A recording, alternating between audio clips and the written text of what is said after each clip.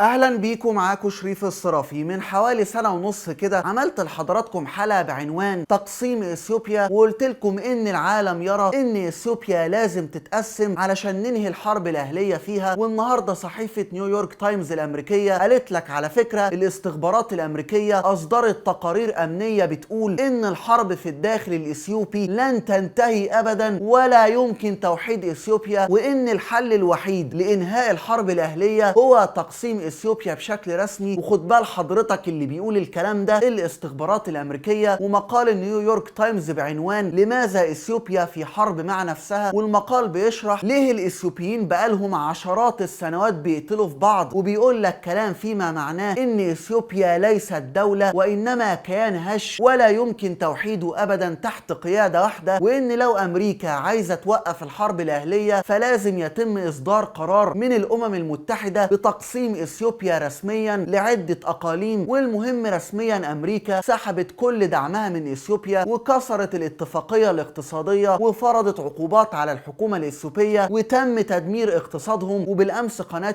CNN الامريكيه عملت حوار مع المتحدثه باسم رئيس الوزراء الاثيوبي ابي احمد، والمذيعه بتقول لها دلوقتي امريكا سحبت الدعم من اثيوبيا وتم تدمير الاقتصاد الاثيوبي، وقوات ابي احمد تم سحقها على ايد قوات التجري. متى تقرر الحكومة الإثيوبية وفي إطلاق النار؟ انتوا مستنيين ايه؟ وتعالوا نشوف رد المتحدثة باسم أبي أحمد. But that partner is not a constructive partner anymore. I spoke to Samantha Power about this just yesterday.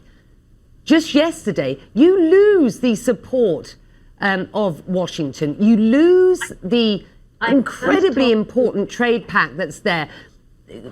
Officials are sanctioned.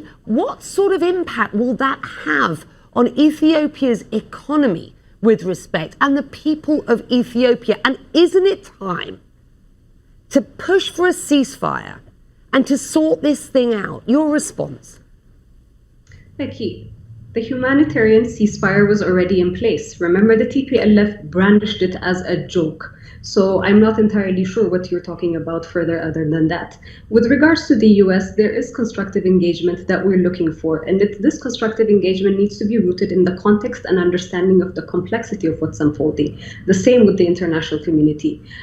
We need the US and the international community support to defend democracy, justice, and the people of Ethiopia. And I say to defend democracy because for the first time in Ethiopia's modern history, we underwent the first democratic elections. It might not be perfect in the eyes of the US, it might not be perfect in the eyes of the international community, but it's the best that Ethiopia has come across. And these are building blocks for the democratization process that we have embarked upon in 2018. Are they painful? They're painful.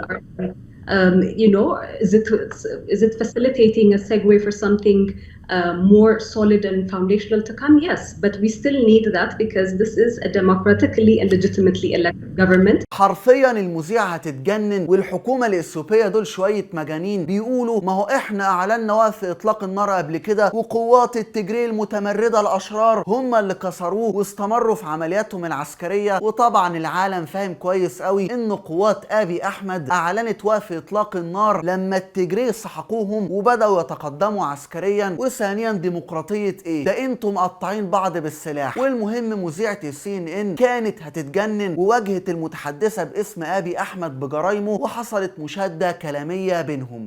Prime Minister Abiy has called on Ethiopians to be... Hold on, please. Prime Minister Abiy has called on Ethiopians to be ready to defend the capital. You know that to be true. What does this mean? And is an armed solution the right solution at this point? Okay, so the Prime Minister calling upon the Ethiopian people to defend their city, to defend their communities, to defend their country is supplanting or supporting the government's responsibility and constitutionally mandated responsibility to thwart off any attacks, any terrorist attacks. As you know, the TPLF and their partners have been deemed or designated by the House of People's Representatives in an Ethiopian constitutionally clear process, designated as terrorist organizations. So you are seeing the rhetoric coming from the other side saying we're going to take over Addis Ababa, there's going to be a siege of the capital.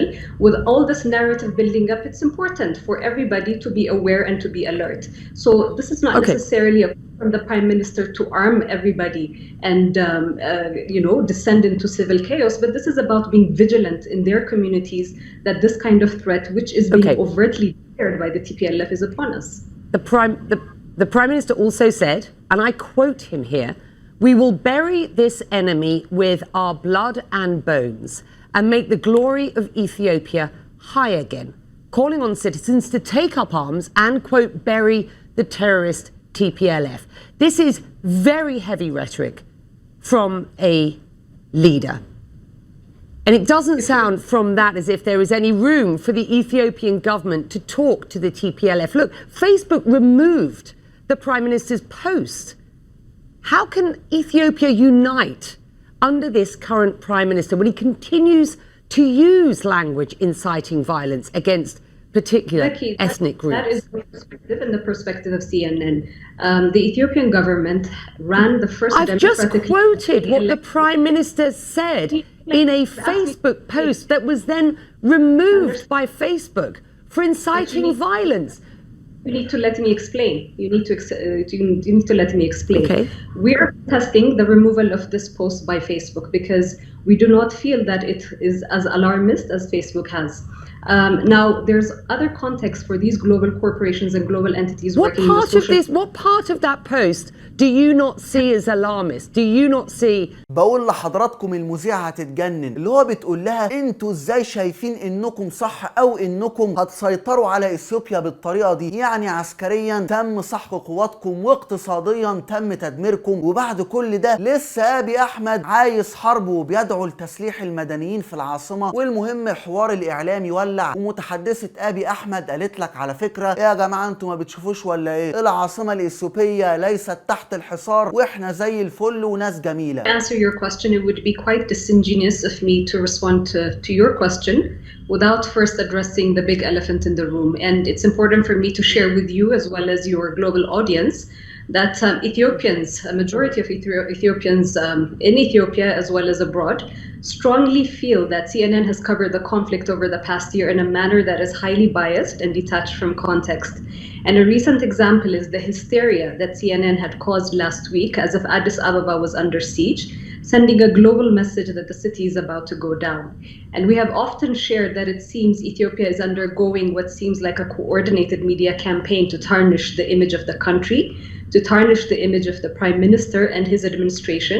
And media outlets like CNN, New York Times, Washington Post, and Reuters in particular, as well as others, have often chosen to carry an overly negative and skewed narrative, missing important nuances. And I reiterate this to you because I also heard the opening lines, which really takes away or is devoid of assigning the actual blame where it is, assigning the blame to the TPLF that initiated this conflict. And they have also given testimony and confessed that they're the ones that attacked the Northern Command of the National Defense Forces. Right. So I think it's important. Let me respond to your words because I've given you a chance to say your bit. Our work, our reporting was conducted carefully and methodically by CNN's highly experienced team in the region and elsewhere. We stand by its findings as well as the language used in our reporting, which we believe is fully justified. Here's a question to you. There are a number of media organizations, including CNN, currently in Ethiopia, who are not being allowed to report, not being granted accreditation from the government. What is the reason for that?